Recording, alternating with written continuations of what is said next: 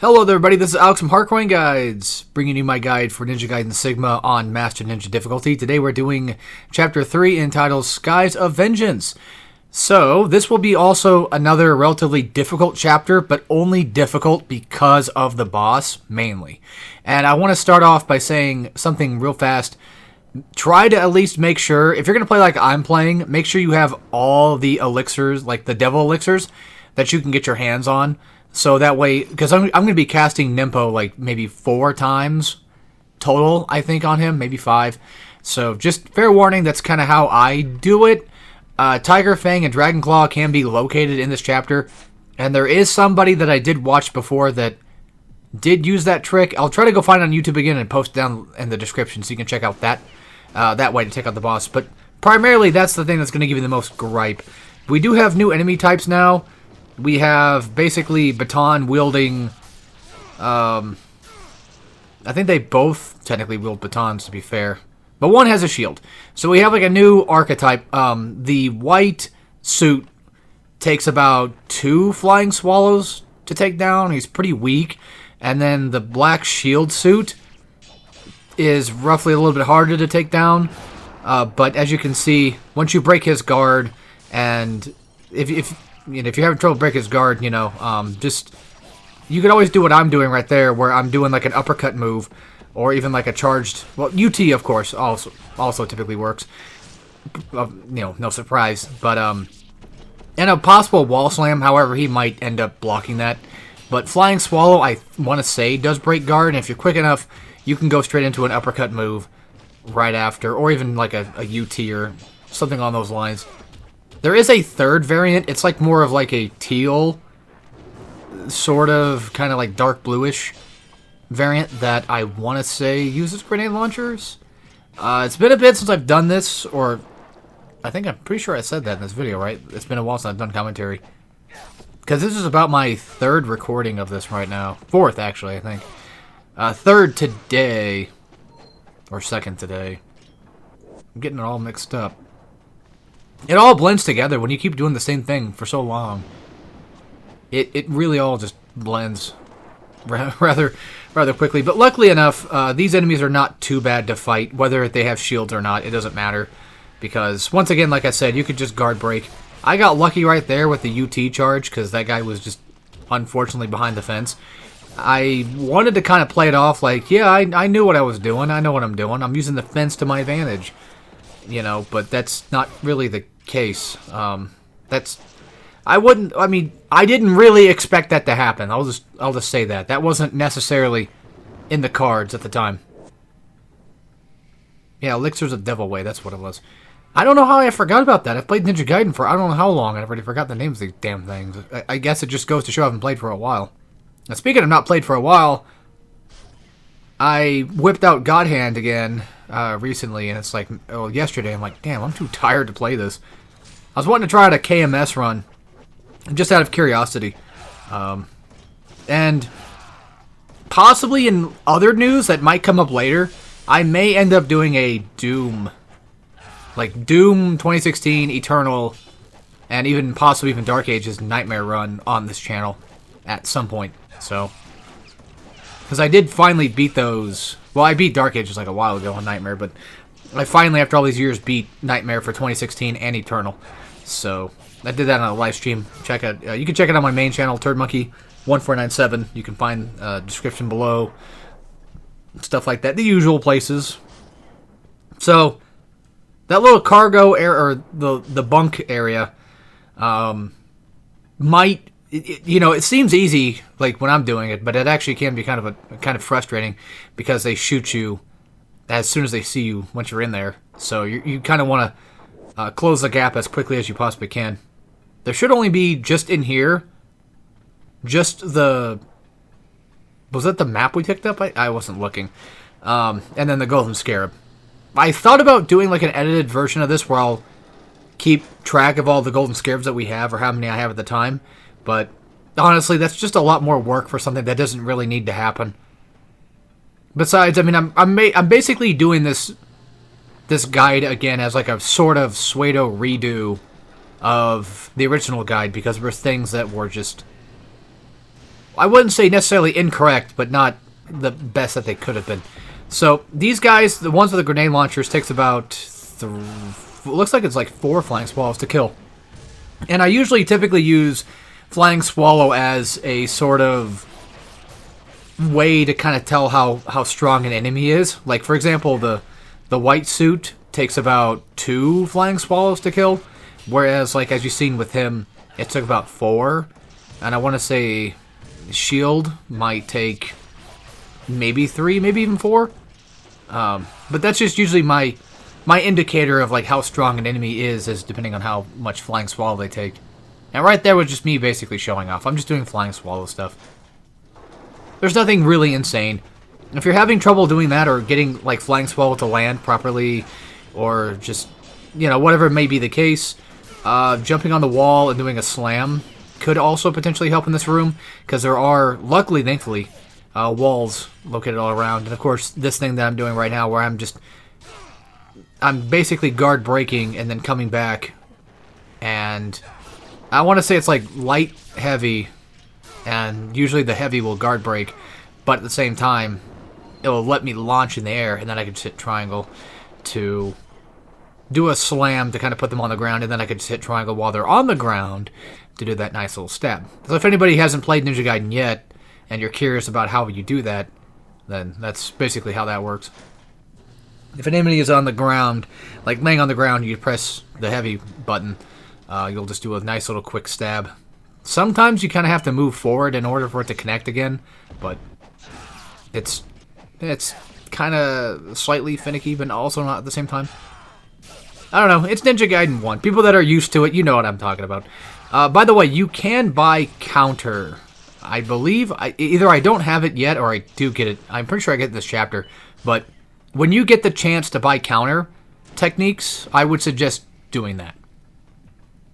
And by the way, if you want to skip enemies, like if a room is giving you too much trouble that you can just pass by, like it's not God of War, you don't have to be locked into every room. So if you do want to skip enemies, it's not a bad idea, because there's plenty of essence that you'll get, and you can pretty much kind of get through most of this game just fine without having to pay for stuff, necessarily. So it's not always the biggest deal if you just want to skip by fights. This fight you pretty much almost cannot really skip, because you're just kind of stuck over here. And yeah, trying to do a charged UT from distance is just not worth it, because these guys have guns and they will hit you with them and knock you out of it.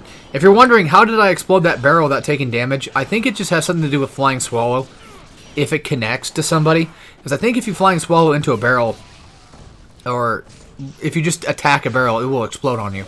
But if you are fighting somebody while you're doing it, you do have like a hint of iframes, I guess. I'm not like a Ninja Gaiden scientist. I don't know the specifics exactly, but it always seems like that might be the case.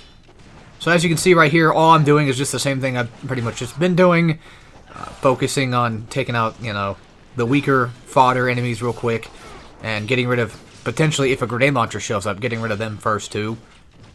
Pretty much just picking priority like I typically do. And then just wailing on them until they're gone, pretty much. And if need be, just jumping on the walls. If I'm lucky enough to get a charged UT, which this guy survived a level 2 charge. So that's bad. If you need arrows, there are arrows in this room. There's a cargo for them. You're pretty much going to need arrows. No, you don't really need them, but, well, okay.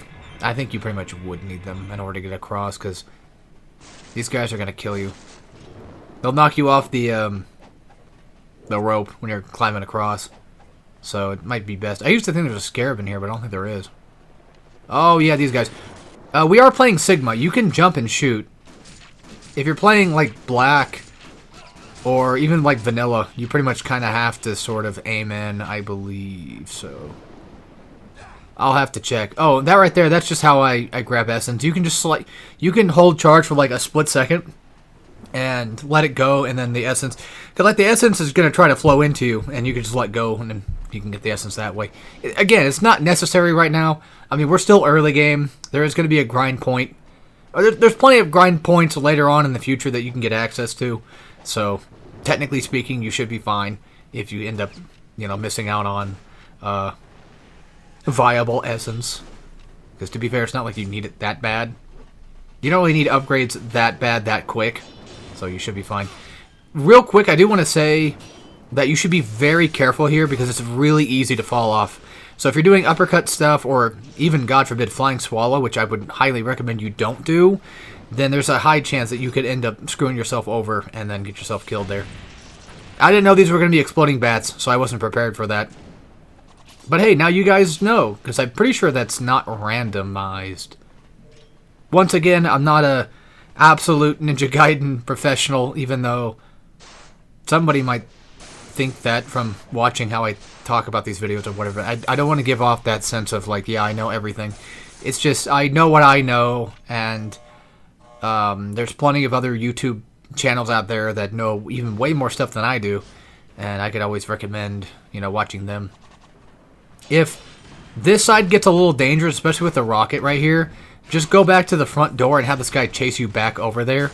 Maybe even possibly charge a UT. Basically, pretty much that door right there that we just kind of came through. And the shurikens are also a nice little stun thing, so if someone's at a distance and they're being rather annoying, and that was really cool. If somebody's being rather annoying and they are not strong against shurikens, because some enemies can, I think, block shurikens. How much Ninja Gaiden do I actually know? Oh, something else real quick. You can shoot the explosive barrels with arrows, so if you just want to get those and maybe even possibly get some essence out of it, you can. And like I said before, luckily with Ninja Gaiden Sigma, the Sigma version, at least you can jump and shoot with arrows in this one, which is really nice. Just a nice quality of life upgrade. I still prefer Black over Sigma just because I don't like to have to play Rachel.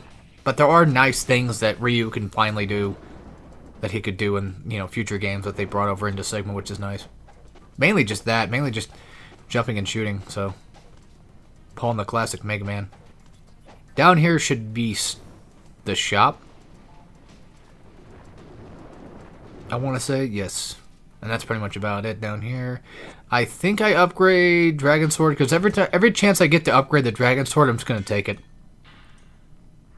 And then I spend the rest on elixirs, and luckily had just enough. This is important. I would suggest, actually, okay, it's not that important, but at least by chapter 4, maybe even 5, I would suggest having counter / Azuna drop, especially Azuna drop. I think it's more important if you ask me. However, counter is really good to have too, and I'll show you why. So I'll let you guys pick your options, and I'll let you, decide what you feel like buying instead. But if you do have the money for all of them, go ahead and get them. If you don't, I would suggest just getting counter first instead of Azuna drop, maybe. Even though I said that Azuna drop might be more worth it, but I do think that counter might actually, truly actually be more worth it. If you had the money for it. And if you don't have enough elixirs, that's fine. There's other ways to deal with the boss. I probably should have recorded like another fight without Nimpo, but this is just essentially, for me, the safest way to take him down, and it worked. So that's just kind of how that goes. I'll talk a little bit more about potential tips that I can give. And we will have to fight him later again anyway, so I'm going to have to redo the fight regardless. But, again, I will post down... I'll try to find that video I was talking about where the guy does use, the Tiger Fang and Dragon Claw. Or Tiger Claw, Dragon... Whatever. The dual swords. I'll try to find that video for that and then post it in the description. You guys can see that sort of technique, if that might help you a little bit better than what I'm going to do. And real quick, just to kind of specify, if you are watching this from like beginning to end and you are following along with the guide, do bear in mind that I'm very item heavy, as in like I like to keep as much items. Here's the counter, by the way. Countering, it's done by basically holding block and then inputting either square or triangle pretty much sort of like right when they hit your block. Just, you could mash it for the most part and be fine.